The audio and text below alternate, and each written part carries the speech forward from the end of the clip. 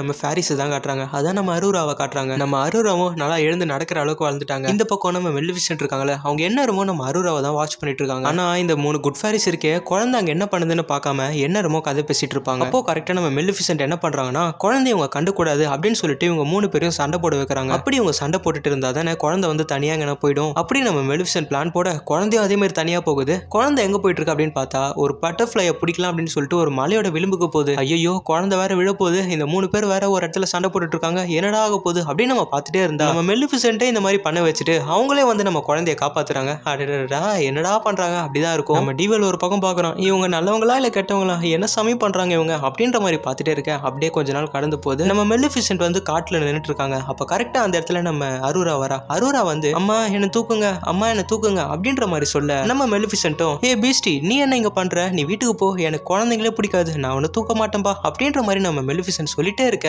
குழந்தை வந்து அப்படியே கையை தூக்கிட்டு கிட்ட வந்துட்டே இருக்கும். நம்ம மெலிஃபிசென்ட் ஏ போ கிட்ட வராது அப்படின்னு சொல்லிட்டே வந்து தூக்கிட்டு கொஞ்சுவாங்க. இந்த சீன்ல பார்க்க ரொம்ப சூப்பரா இருக்கும். இந்த மாதிரி நம்ம மெலிஃபிசென்ட்டுக்கு இந்த பாப்பாவை பிடிக்காத மாதிரி இருந்தாலும் அவங்க வந்து இந்த பாப்பாவை 24 ஹவர்ஸும் கண்ணின் மணி போல பார்த்துட்டு இருப்பாங்க. இந்த மாதிரியே நாட்கள் ரொம்ப கடந்து போச்சு. நம்ம அரூராவும் கொஞ்சம் கொஞ்சமா வளர ஆரம்பிச்சா. நம்ம டிவல் இருக்கால, டிவல் தான் அரூரா என்ன பண்றா அப்படின்னு சொல்லிட்டு அப்பப்போ பார்த்துட்டு இருப்பான்.